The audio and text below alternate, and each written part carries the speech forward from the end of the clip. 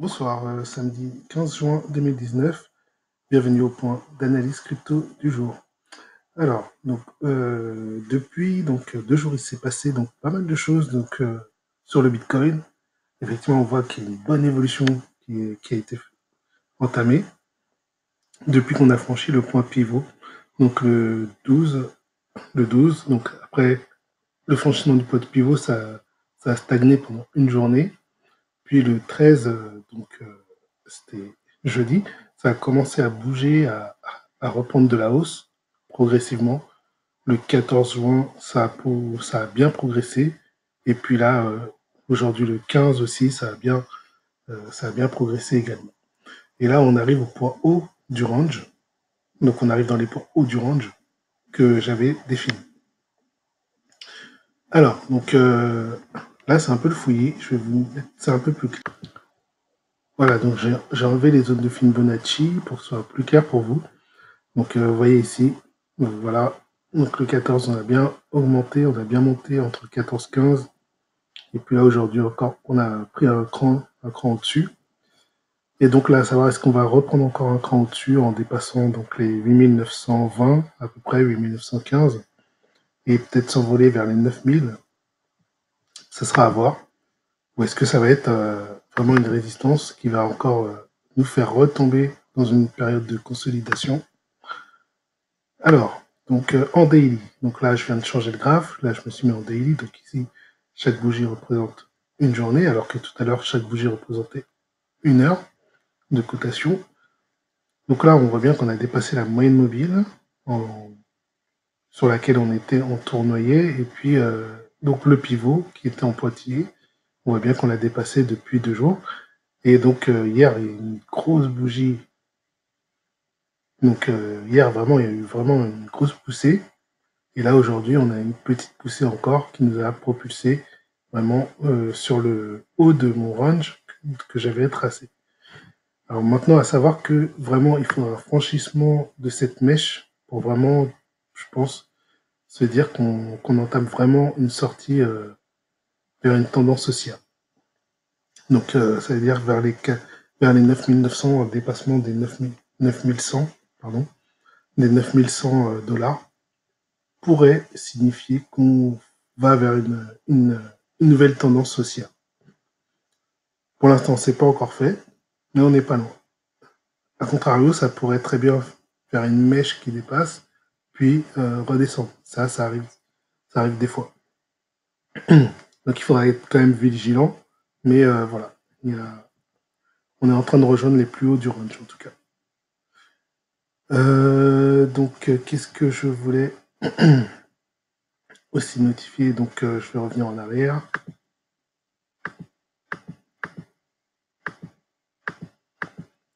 Voilà, simplement pour vous montrer. Donc ici, en fait, c'est des zones de Fibonacci là que j'ai tracées. Donc j'avais pris un trade. Donc à savoir que, je crois qu'ici j'ai un truc entremêlé. Non.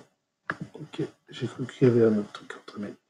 Voilà. Donc là, ce que vous pouvez voir ici, donc c'est des retracements de Fibonacci que j'ai tracés. Donc voilà, ça me donne ici, en fait, c'est parce que là, j'ai une base. Alors, je vais vous montrer ça.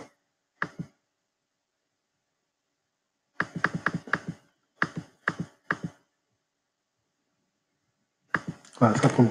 Donc, ici, j'avais tracé une zone de Fibonacci. En fait, la zone le retracement de Fibonacci, là où c'est pratique, en fait, c'est que vous allez définir une zone. Donc, généralement, on prend le dernier plus haut, le dernier plus bas. On trace 2 points. Donc, je vais le faire devant vous, ça va être plus simple. Donc, c'est ici. Non.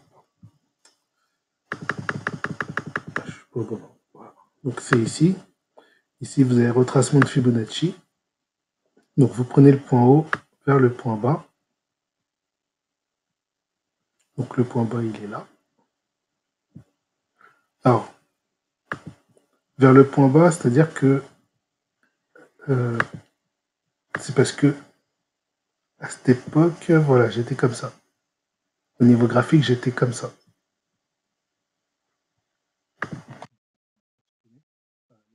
Voilà, ça c'est ce qu'on voyait à l'époque, où j'ai tracé ma zone de Fibonacci. Ça c'est ce que je voyais moi au niveau graphique. Et donc à ce moment-là, je voulais prendre position parce qu'on dépassait ce plus haut-là. Donc ce que j'ai fait, c'est que j'ai choisi les retracements de Fibonacci. Donc j'ai appuyé ici, ça c'était mon point haut ici, et là mon point bas. Donc 8345 point bas, 8470 point haut. Donc j'ai tracé un premier point, puis jusqu'à un deuxième point. Et donc là, ça me donne mon retracement de Fibonacci.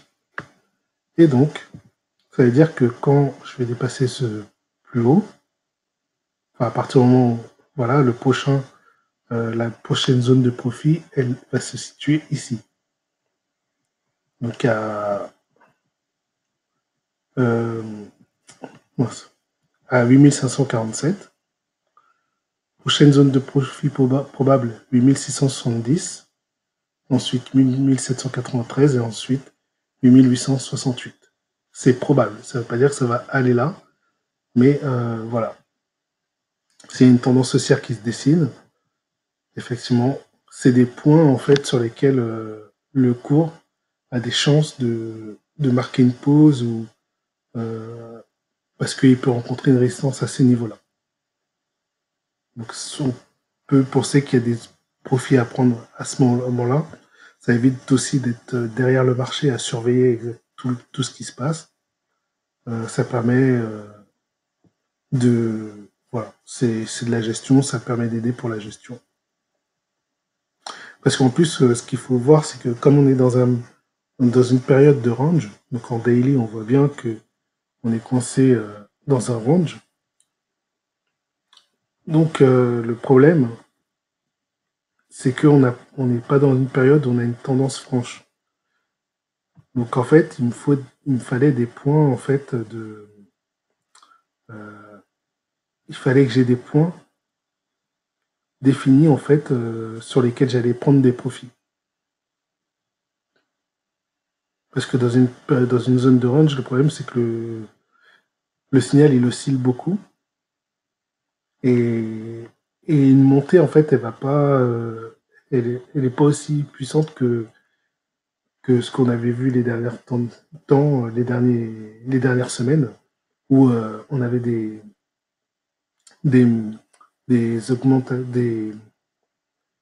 comment dire, on avait des tendances haussières qui étaient vraiment très vertigineuses, quoi, qui allaient vraiment très haut. Si on reprend le graphe daily et qu'on regarde en arrière, vous voyez ici on avait quand même c'était vraiment des tendances marquées, même quand il y avait consolidation, ça retraçait pas très bas, puis ça remontait avec des grandes puissances, des grandes forces haussières. Vous voyez des petits légers retracements des fois comme ça, mais qui ne durait pas dans le temps, et puis ça remontait. Et puis là, quand on a commencé à être ici, on est rentré en zone de consolidation. Et là, c'est devenu plus difficile, en fait, d'être simplement positionné à l'achat et d'attendre que ça monte comme ça monte. Si on veut vraiment trader pendant la zone de range, il faut en fait définir des moments où on va prendre des profits. Et c'est pour ça que j'ai fini par reprendre cet outil que j'utilisais avant, qui est donc les retracements de Fibonacci, et qui est très pratique pour ça. Alors, je reviens en arrière. Voilà. Donc ça, c'est ce que j'avais. Donc le cours, il est monté. Donc il a atteint déjà cette première zone à 8747. Ensuite, il a atteint les 1170. Et moi, j'avais coupé à 8750. Je m'étais mis un take profit à 8750. Et il l'a atteint avec cette bougie-là. Alors, on ne voit pas bien, mais cette bougie rouge-là, il a atteint, cette bougie-là, elle est montée jusqu'à 1778. Donc il a atteint mon take profit. Et donc là, j'ai retracé aujourd'hui donc une zone de Fibonacci, un retracement de Fibonacci, pardon. Donc là, j'en ai retracé un aujourd'hui entre cette zone-là, entre ceux ici, donc 8780 à peu près, et ici, 8630 on va dire. Et donc, ça me donne ça. Voilà, ça me donne ça une zone de Fibonacci. Ce qui veut dire que là, par exemple, si j'achetais, donc en achetant sur dépassement de ce point-là, des 8780, et ben, ma prochaine zone de profit, elle était à 8865. Si je n'étais pas bien sûr que ça puisse aller plus haut. En plus, comme on est sur une période en haut de range, ça constitue également une résistance. Ce qui veut dire qu'il y a probablement des difficultés pour que le cours franchisse cette zone. Donc là, c'était bien de prendre ses profits à ce niveau-là, de prendre des profits, au moins une partie. Après, on peut espérer que ça puisse monter à 9000. Ça devient un peu plus moins probable, mais c'est possible. Et ensuite, on a 9150. Donc là, par contre, si ça arrive au 9150, comme je l'ai montré précédemment, ça pourrait bien s'envoler beaucoup plus haut. Mais là, pour l'instant, voilà. Vous avez donc une zone, et là, on voit bien, ça a tapé donc cette zone-là, qui correspond donc aussi à la zone de résistance et à la zone haute du range. Donc c'est une zone très difficile à franchir. Et là, on voit bien qu'il y a une consolidation qui se marque. Alors peut-être qu'elle va faire comme ici, puis il va avoir un signal aussi. Pour l'instant, on ne sait pas trop. Mais voilà, il y a une consolidation qui se marque à ce niveau-là. Donc les niveaux de Fibonacci sont assez bien, bien pour ça. Comme ici, on voit qu'à 8670, ça a commencé à ralentir. Ça a été une 8670, ça s'est transformé en zone pivot, puisqu'on voit que ça a oscillé autour de 8670 à ce niveau-là. Donc là, c'est pareil. Là, ça commence à osciller. Enfin, ça marque un arrêt ici.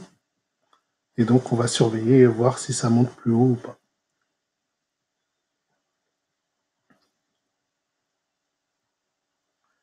En tout cas, je suis dans le vert ici, dans mon indicateur. Donc, il y a de fortes chances que on puisse être haussier. Maintenant, ce sera à surveiller. Alors maintenant, je vais aller balayer d'autres choses. Donc, je vais sortir du Bitcoin maintenant. Je vais aller surveiller du ADA BTC. Je vous avais parlé il n'y a pas si longtemps.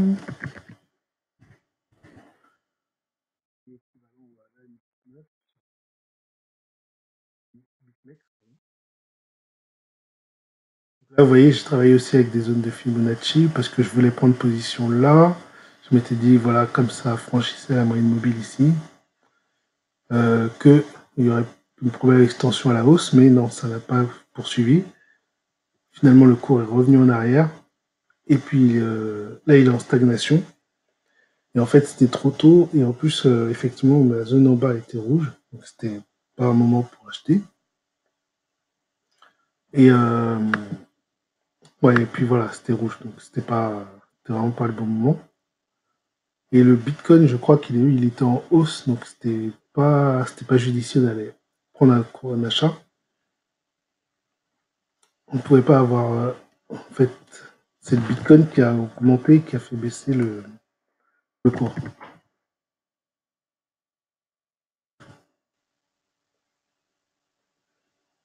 Ouais, voilà, je crois que c'était à peu près ce niveau-là. Ça correspond à peu près à cette zone-là où le Bitcoin, lui, est monté.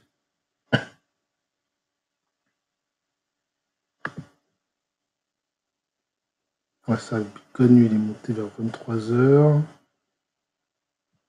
Alors, c'était bien le 14 juin. Voilà. Ouais, c'était bien ça. Il est monté vers 23 heures.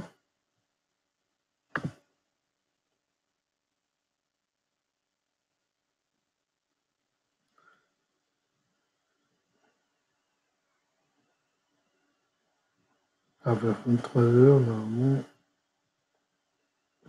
Donc lui, le ADA, ouais, il a baissé ici, puis il est monté le ADA, donc non, en fait. Le Bitcoin, à ce moment-là, lui, il était stable, donc là, il est monté, ouais, ok, il a franchi. Puis là, en fait, il a commencé à redescendre vers 3 heures du matin.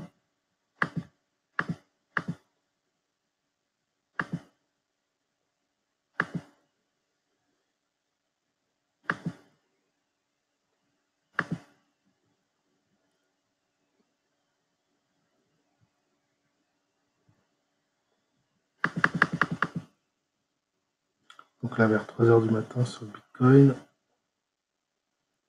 Lui, il était stable. Donc c'est le ADA qui... Le ADA USD, lui,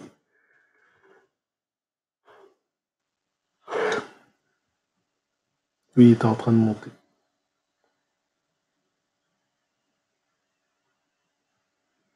Non, à 3 heures du matin, il était en train de stagner.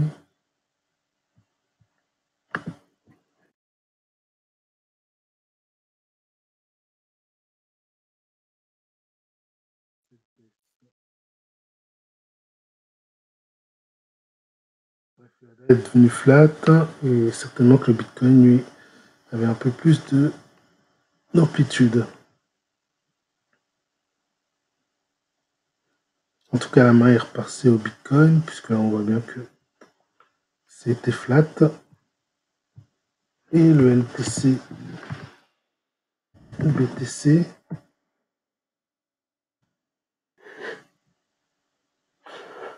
vraiment même chose, même constat.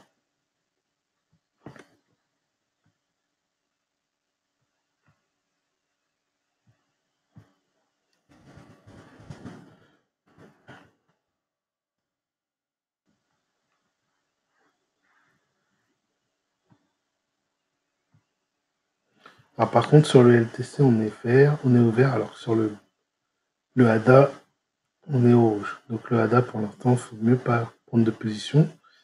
Donc le LTC, s'il y a un truc qui se démarque, on pourrait très bien prendre position. Alors moi, ce que je vois ici, c'est une zone là. Là, une zone à franchir, j'ai l'impression que ça serait ici. Je devais la tracer. C'est celle-là. La zone rouge, les pointillés rouges là, si on franchit ça, je pense que ça pourrait partir vers la hausse.